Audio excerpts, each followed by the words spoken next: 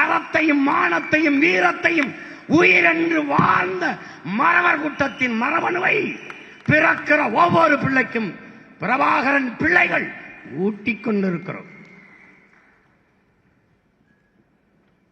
தேர்தலில் நிற்பியா வெல்வியா இதுவெல்லாம் வெற்றி என்று இவர்கள் சொன்னால் வெக்கி சாகலாம், வெக்கி சாகலாம். இந்த கட்சிகள் பெறுவது வெற்றியா? என்னை போல ஒரு மறவன் மகன், பிரபாகரன் மகன், என்னையை போல ஒரு தலைவனுக்குள்ள தகுதி என்ன?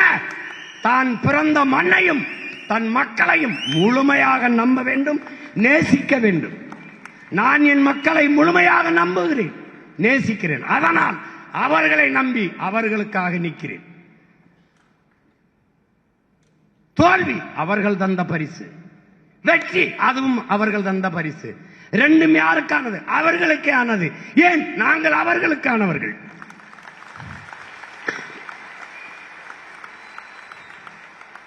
ஒரு வீர மகன், எளிய பிள்ளைகள் எங்களைப் போல தனிச்சு களத்திலே தத்துவ நிலைப்பாட்டில் சொல்லி கொள்கை கோட்பாட்டை எடுத்து பேசி